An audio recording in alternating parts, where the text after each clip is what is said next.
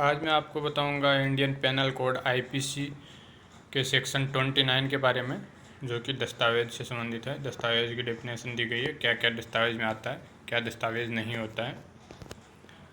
दस्तावेज शब्द किसी भी विषय का द्योतक है जिसको किसी पदार्थ पर अक्षरों, अंकों या चिन्हों के साधन द्वारा या उनमें एक से अधिक साधनों द्वारा अभिव्यक्त या वर्णित किया गया हो, जो उस विषय के साक्ष्य के रूप में उपयोग किए जाने को आश्रित हो या उपयोग में किया जा सके।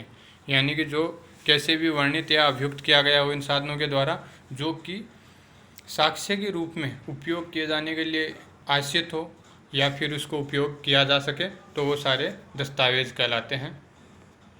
इसके दो स्पष्टीकरण हैं। तो पहला स्पष्टीकरण है, यह तत्वहीन है कि किस साधन द्वारा या किस पदार्थ पर अक्षर, अंक या चिन्ह बनाए गए हैं। यानी कि इसका कोई फर्क नहीं पड़ता है कि किसके द्वारा बनाए गए हैं और किस पदार्थ पर अक्षर, चिन्ह या अंक बनाए गए हैं, या यह है कि साक्ष्य किसी न्यायालय के लिए आश्रित है या नहीं, या उनमें उपयोग किया जा सकता है या नहीं। दूसरा स्पष्टीकरण है, अक्षरों, अंकों या चिन्हों से जो कुछ भी वाणिज्यिक या अन्य प्रथा के अनुसार व्याख्या करने पर अव्यक्त होता है, वह इस धारा के अर्थ के अंतर्गत एक से अक्षरों, अंकों या चिन्हों से अव्यक्त हुआ समझा जाएगा, चाहे वह वस्तुतः अव्यक्त न भी हुआ हो। तो उसको अगर इस प्रकार से अव्यक्त किया जा सकता है तो उसको हमेशा अव्यक्त ही समझा जाएगा, चाहे उसको अव्यक्त नहीं किया गया हो, लेकिन अगर अव्यक्त किया जा सकता है, ऐसी पॉसिबिलिटी है, तो उसको हमेशा अव्यक्त ही समझा जाएगा। अब इसके कुछ दृष्टांत हैं जो मैं आपको बता देता हूँ कि कौन कौन सी चीज़ें हैं जो कि दस्तावेज होते हैं। पहले ये बता देता हूँ कि किसी संविदा के निर्बंधों को अभिव्यक्त करने वाला लेख जो उस संविदा के साक्ष्य के रूप में उपयोग किया जा सके, दस्तावेज। यानी संविदा के कोई भी जो भी लेख हैं जो साक्ष्य के रूप में उपयोग किए जा सकते हैं, वो दस्तावेज हैं। दूसरा, बैंककार पर दिया गया चेक दस्तावेज है। मुख्तारनामा एक दस्तावेज है। मानचित्र या रेखांक जिसको साक्ष्य के रूप में उपयोग में लाने का आशय हो या जो उपयोग में लाया जा सके, दस्तावेज है। यानी कि कोई भी मानचित्र या रेखांक जो या तो साक्ष्य के रूप में उपयोग में लाने के लिए रखा गया हो, आश्रित हो, या फिर उपयोग में लाया जा सके, तो वो भी एक दस्तावेज होता है। जिस लेख में निर्देश या अनुदेश अंतर्विष्ट हो, यानी कोई ऐसा लेख है जिसमें कुछ निर्देश या अनुदेश दिए गए हों, लिखे गए हों, तो वो भी एक दस्तावेज होता है।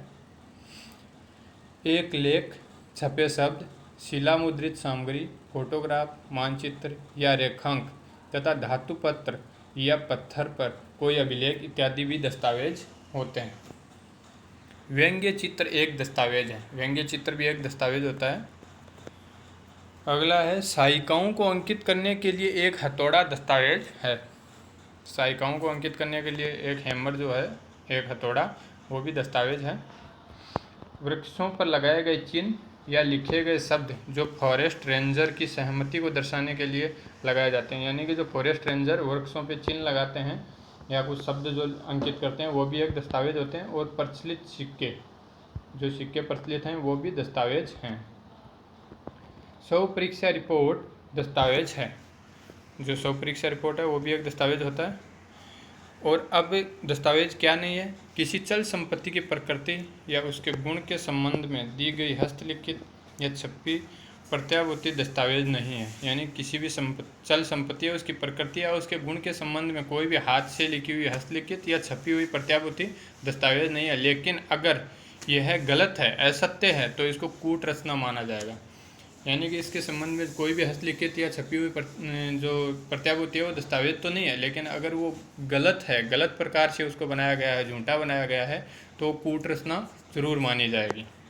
तो ये हो गया आपके दस्तावेज में क्या आता है और क्या नहीं आता।